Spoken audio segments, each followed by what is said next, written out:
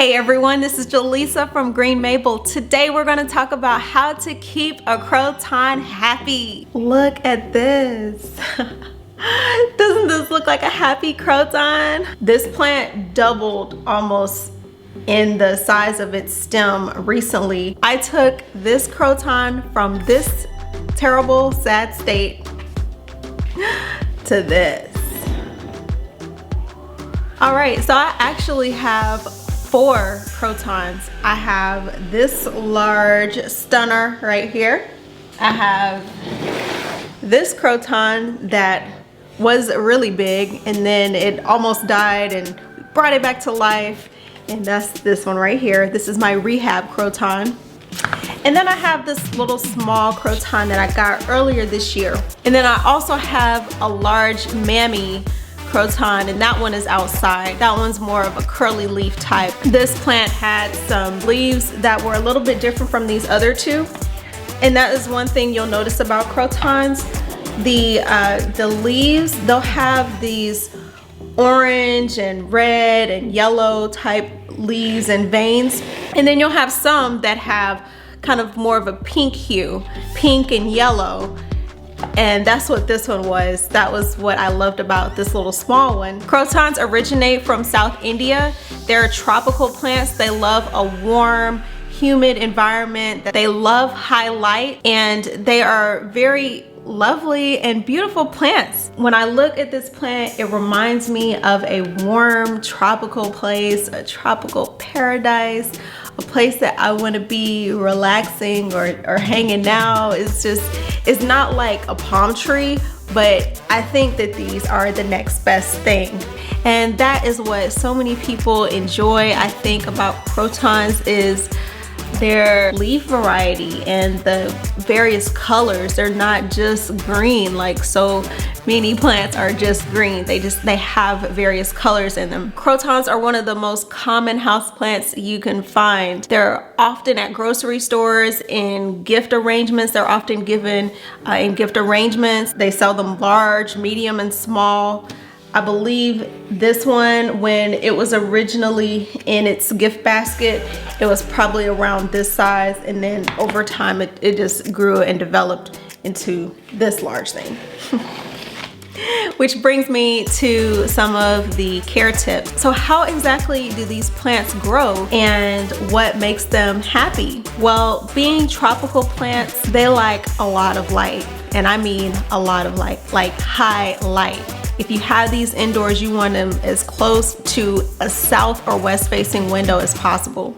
If they're outdoors, you want to keep it close to a tree, something where it's getting a lot of light, but some of the light is filtered for some of the day. Let's talk about growth. So crotons typically grow from the top. This is the very top of this plant. So the new leaves will grow right here from the center. The growth that'll come, it'll start out kind of like a fist, and then they'll kind of gradually release. And then one will go one way, one will go this way, and another one will go that way. When they start to put out new leaves, it'll typically put out 3 at a time. And then they'll kind of stagger in their growth. Like one leaf will come kind of off the top, and then another leaf will be like a little bit leveled down some, like kind of like a staircase. The leaves can also grow along these sides. They can branch off, like off to the side, and then you have leaves that will originate from another stem. This croton is only one stem, and sometimes you'll see crotons that have multiple stems. And what I also noticed with this plant is it goes through kind of its growth spurts. It puts out a lot of leaves, and then like it kind of sits back and rests. And then it puts out more leaves, and then it kind of sits back and rests. And I think I just kind of pricked a leaf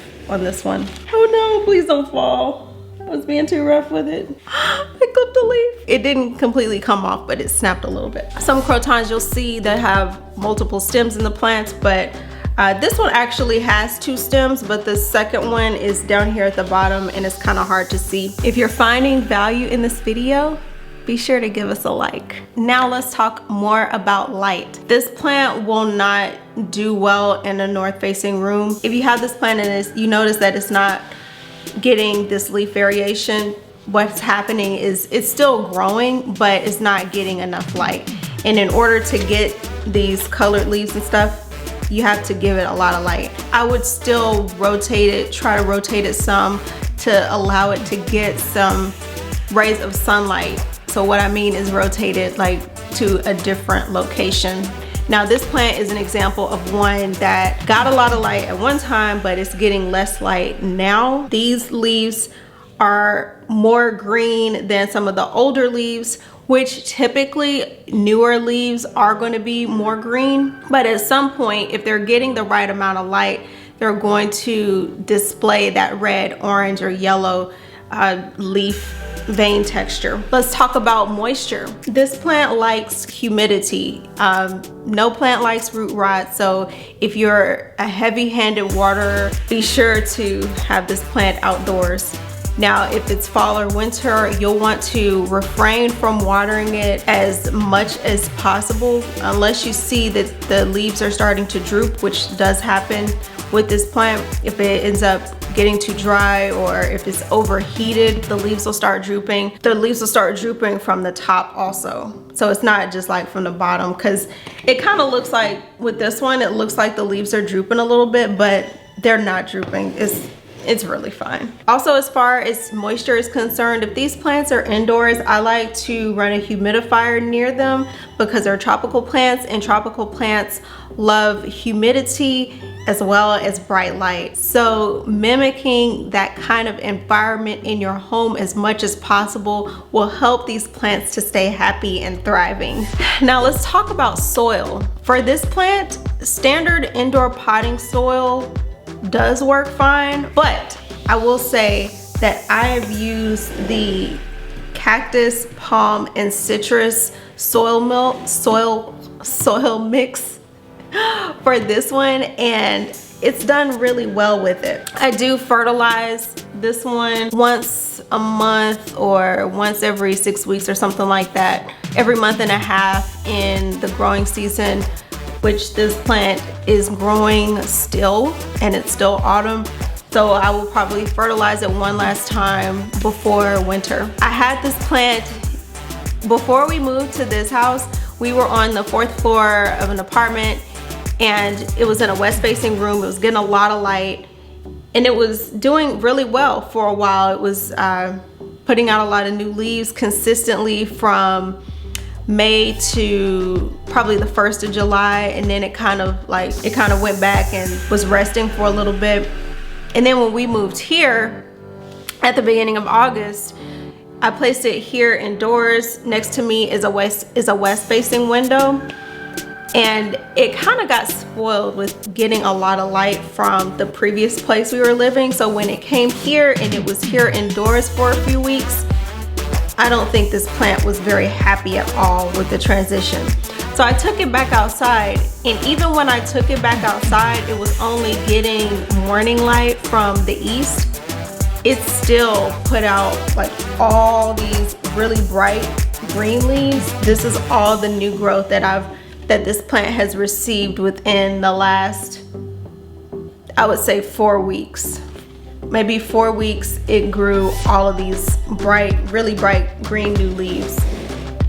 So it has done extremely well, even facing the east. But the key, like I mentioned before, is the right amount of light, because even though it was indoors and it was putting out new leaves, indoors it was putting out a lot of new leaves when we were on the 4th floor. But now we're in this house, and it's a rancher, so it's only one level, but there is a house next door to us, and once the sun reaches a certain point, it goes down behind the house, so some of the sunlight is blocked. It's used to getting more light, and when it went back outdoors, it recognized that it was in a more optimal environment, and then it just started growing, and there it is now. The optimal temperature for Crotons is best above 60 degrees. I will say that a few nights last week we had temperatures in the 50s, and all 3 of these were outside, and they're still doing good. They're still doing good. They're not showing any signs of distress, but definitely I would say below 50 is too cool for this plant to be outdoors, and really 50s may be pushing it as well. Now let's talk about issues with the Croton. If you notice a leaf that has come off, like one leaf from time to time sheds, that's normal on a plant. But if you notice like 2 or 3 or 3 or 4 leaves coming off, then yeah, the plant is going through some kind of problem. Typically what it is one of the things with indoors is not getting enough light. If it's outdoors and that's happening, is maybe getting too much light. The plant may be showing signs of distress. It's not able to retain the moisture because it's getting too much sun exposure. Now for my best care tips for the Croton to keep it happy. Lots of light. Light, light, and light. Definitely for the Croton, especially if you have it indoors. Outdoors, as I mentioned before, is optimal for this plant, but as fall or winter comes, you may need to bring your plant, likely need to bring your plant indoors if you live if you live above Florida. In most cases, you'll need to bring your plant indoors. Open the blinds during the day. If you have a south or west facing window, that will be optimal for these plants. Don't panic if you lose a leaf or two. Check for eating mealybugs. They might attack the plant. I have not had any trouble with mealybugs with any of my Crotons, but I have read that could be a problem with these indoors. Use a moisture meter or check with your finger to see if the soil is dry. If it's dry, then water it frugally, but don't like drench it with water, because in the winter time it's going to have a hard time absorbing all of the moisture because it's not getting as much sunlight. And sunlight and moisture are very key to keeping a Croton happy. Place it as close to the window as possible. Check it, just make sure that it's doing good.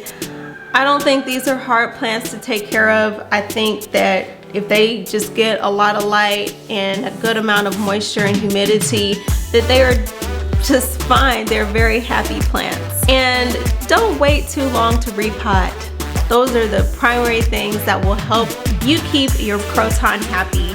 And these Crotons that I have seem to be happy using those tips. Be sure to check out the rest of our videos. Thank you all so much for watching, and I will see you in the next video. Bye now.